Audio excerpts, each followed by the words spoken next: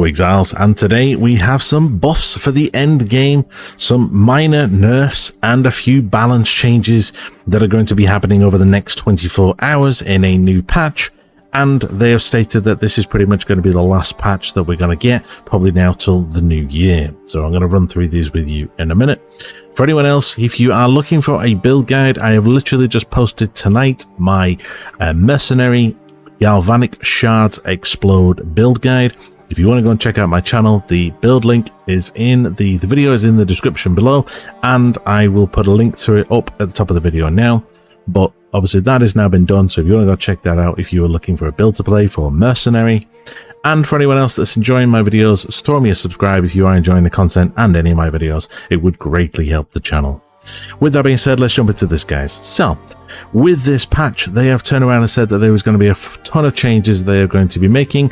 I am quickly going to give you a TLDR on this. First thing they're going to be doing is giving you the capacity to be able to fast travel between checkpoints within a particular area. I believe that this is only going to be for the campaign. They are also reducing the cost of gold respecking, which is obviously massive. They stated that obviously it was too high, and obviously they have now flattened that, so it is now 50% less gold on terms of respecking. They have then gone on to mention the fact that in the Trial Schema, they have then changed the way that the honor damage now works, and there was a bit of a bug that was based on damage over time. I did see quite a few videos on Reddit where people were literally getting absolutely annihilated to damage over time, and it was literally destroying 10,000 honor in less than a second. That has now been changed, and they have now put it on here that obviously it now has been fixed, and it now does a hell of a lot less damage. They have also confirmed as well that there is now a new honor damage that now is based scaled on the distance between your enemy, and it says that when you are in close range you will take 35 less honor damage that will then taper off the further you are away from the monsters. Further on, they have then turned around and said that there is going to be a new type of visual telegraphing for the serpent monsters that go underground and then ambush you. I didn't really much like them. There was no real notification that they were going to be popping out of the ground. It was very annoying. That has now been changed, and the skill cannot be used from far away. And the volcanoes that are in the Rattle Cage's Fisher Slam, which is in the first boss, in the first floor, now have half the duration. Now on to the good stuff. They have then done some major challenges on and major changes for the end game and monster balances. So the first thing that you may be aware of is that when you actually get to higher tier maps, you do start to lose resistances. They have now changed that, so the elemental resistance penalties are now not applied, and it is now consistent across the entire end game, so they have made it a lot better. Chaos damage now also scales less aggressively because it was absolutely ridiculous. Critical strikes now do less damage. They have nerfed the density of breach encounters, and they have reduced the frequency of the elites appearing within breaches, which is a little bit of a nerf, but I feel that once you have specced into breach, it shouldn't be that bad because you can actually increase the density again. They have disabled the volatile crystals modifier, and they will revisit it in the future. This is a massive buff. These volatile crystals were the cause of many deaths for people that I know, and they have no form of telegraph attack. Literally, you would have a purple explosion or a purple dot on the floor, and then within 1 second they would explode. So if you did not spot it, instant death. And the purple explosives, which was created by the plants, now deal significantly less damage. Again, this was another way that people were dying. These are the little purple balls that would chase you. They now do a hell of a lot more damage. And the Siphon's Flask Charges modifier that was added onto rares now drains 10 times less flash charges per second. This was unintentionally draining away way too many charges, and I came a crop of that over the weekend when I was streaming.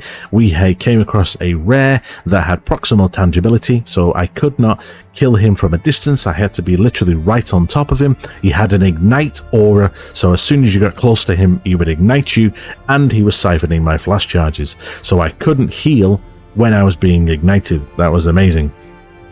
Carrying on, they have done a few changes as well to items. They have also made the charm modifier where you can get plus to the level of charms more common, so we will see it now more often. They have nerfed electrocute, so you now have got it's now harder to build up, but what they have done is they have removed the penalty that is now on the support gem. They've added a new lightning damage and electrocute cluster on the ranger and the monk section.